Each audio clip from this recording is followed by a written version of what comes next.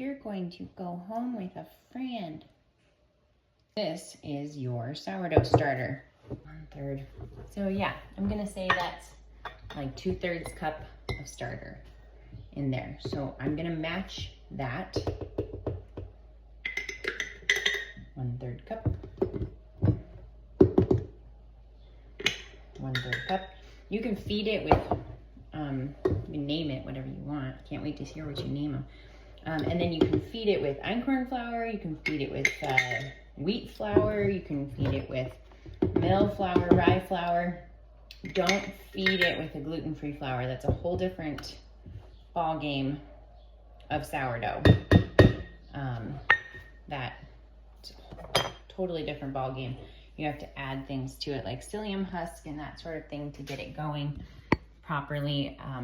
And I do not know the ins and outs of that exactly. So, so if you're gonna keep it in these mason jars for a while, that's totally fine. When you're filling it with water, just make sure you wash down the edges enough so that you don't get that mold built up around the edges. There, clean knife. I'm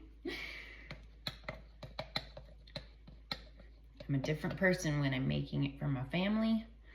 I always lick my fingers, lick my knives. Okay, but I'm making it for you.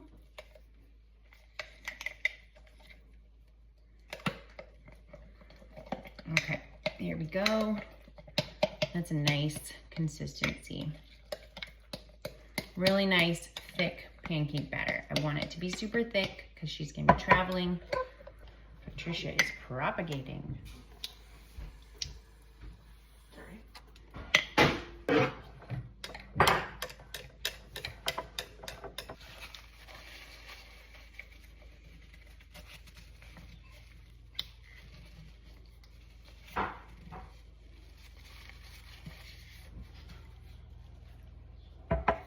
I'll feed it so that when you take it home, all you gotta do is put it in the fridge. This morning it will happily be bubbling and fermenting, and you'll be able to use it right away, tonight, tomorrow, pancakes, whatever, or you can just store it in the fridge. You should probably discard and feed it once a week if you're not gonna use it that week. Like Mondays and Tuesdays are usually my bread days for the family. You know, we always make pancakes on the weekend, and so we'll do sourdough pancakes. So it gets used on the weekend for sure. But Monday, Tuesday, I make like 3-4 loaves of bread for the family for the week and for whoever else I'm giving it away to. And so I usually end up using quite a bit. So Monday I'll use it, feed it. Then Tuesday I'll use her, feed her. Yeah, so you can see like I have plenty left. I put enough flour in so that she's gonna be about halfway full. She's probably got a cup of starter in her. I'm gonna put 1.5 cups of flour in her, and then I just use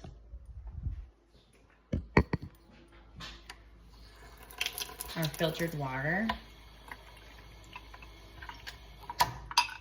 and I put enough in to be able to scrape the sides down. The sides are what you're gonna worry about with these mason jars. I would suggest finding something like a cylindrical container, like a cookie jar or something. I made this one a long time ago, and it just makes it easier to clean the sides off. If you don't clean the sides off, then you get gunk and cement caked to the sides inside, and that area is where your mold can form, and that's why people's starters go bad, is because they're not cleaning quite enough. So I mix her until she's like a thick pancake batter. And there are things that people do. They measure, they weigh, and do a perfect ratios. I don't do that. I don't weigh anything, actually. I hardly ever measure anything. So, yeah, who are you learning from here? That's about perfect. Don't drop her. She's nice and mixed. The sides are scraped down. I will go around the sides one more time. So I feed her and then I leave her on the counter until evening, nighttime, whatever, and then I stick her back in the fridge. Done. She will, if you fill it too full, she'll overflow like a volcano onto the counter. So just scrape it down. Don't eat it. You're not supposed to eat it. It's raw flour, it's bad for you. And then I will put her lid on. This lid had a rubber seal around it when I first got it, and she was not doing well. She was not rising well. So I took the rubber seal off and put it on. It's like perfect.